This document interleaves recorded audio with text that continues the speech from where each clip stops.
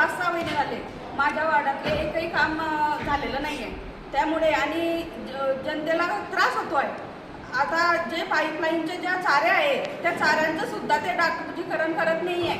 अध्यक्ष साहेब म्हणतात की मी गावातून मला गावातून जास्त मतदान झालं आहे, मी गावातच मी जास्त पहिले अगोदर गावातलं काम करेल आणि मग नंतरचा विषय करेल. तर अध्यक्ष साहेबांचं हे म्हणणं गलत आहे. त्यांनी असं म्हणायला नको. आणि आम्ही ते आंदोलन केलं तर आमचे जे उर्वरित जे कामं आहे थोडेफारच मोजकेच कामं सांगतोय आम्ही काही सगळेच कामं त्यांना सांगत नाही आहे की आताच करा.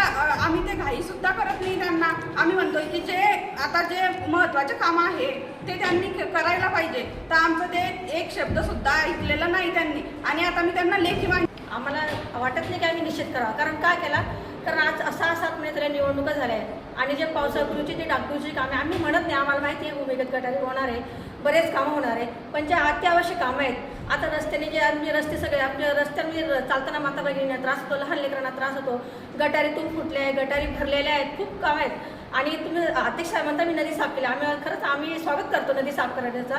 कारण नदी ही तुमची एकट्याची नदी आमची पण आहे, सगळ्यांची आहे. पण त्याचसोबत सगळ्यांना विकास दिसला ना तर बरं वाटतं. आता जनता काय म्हणते की ताई तुम्ही 7 महिन्यापासून निवडून आमची एक चारी झाली नाही, आमची गल्लीतलं कुठली घाण साफसफाई कुठली झाली नाही, रस्त्याने चालताना लोक आम्हाला दुष्वार करतात. एक तर आम्ही नवीन चेहरा आहे, आमच्या लोकांनी विश्वास ठेवला आहे, आमच्यात त्यांनी विश्वास ठेवून मतदान केलं आहे. मग आमचं काही कर्तव्य असतं की त्यांच्या कामाला आम्ही न्याय देऊ शकतो. आणि आम्ही वारंवार इथे येतो, इथले कर्मचारी आम्हाला उडवडीचे उत्तर देतात. आम्ही कुठल्या गोष्टी मागितले तर आम्हाला एक म्हणलं म्हणून आम्हाला डावतात.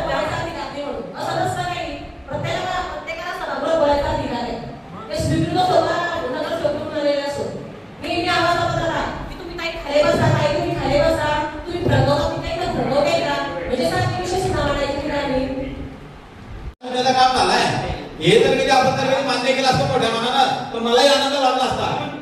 1 मिनिट दिले तू 1 मिनिट तुमच्या वार्डामध्ये झालेली का कामं नाही झाले का कामं? अरे कसं झालं का सांगा ना. पुढे टाकसाल कुठे उचलून सर त्याला सांगा.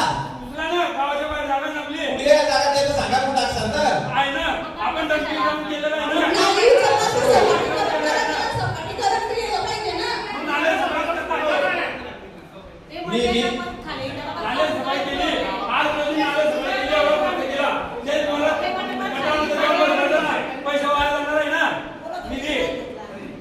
मी सर्वांना विनंती करतो की आजची सभा पाडायला चालू करायची आहे. एवढं झालं सुद्धा तुम्ही जर कधी म्हणता कामं झालेली आणि कामं करण्यासाठी कधी पण सर्वांनी विनंती करतो ना की आपण इथे जर तसं येईल तसं आपल्याला पुऱ्या गावातच काम करता आहे ना. आपलं ते असं एकदम सारखं पारदर्शकाच्या स्वरूपाचं मित्र सारखं पाणी आपल्याला याच्यामध्ये जलशुद्धीकरण केंद्राच्या कर्मचाऱ्यांनी आपल्या यंत्रणा चांगली असल्यामुळे गावकऱ्यांना मिळते. इतर गावाचा जर कधी विचार जर कधी केला तर तिथे शुद्ध पाणी मिळतं. परंतु आपल्या गावात वरणगाव शहरामध्ये नगरपालिकेच्या माध्यमातून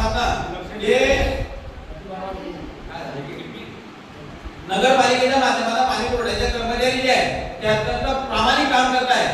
त्या कर्मचाऱ्यांचं मी आजच्या या सभेमध्ये त्यांचं अभिनंदन करतो. त्यांना सर्वांना सभेत टाळावं, त्यांचं स्वागत करावं आणि असे एक चांगल्या प्रकारचं पाणी, शुद्ध पाणी, मिनरल सारखं पाणी आज आपण वरणगावकरांना देतोय.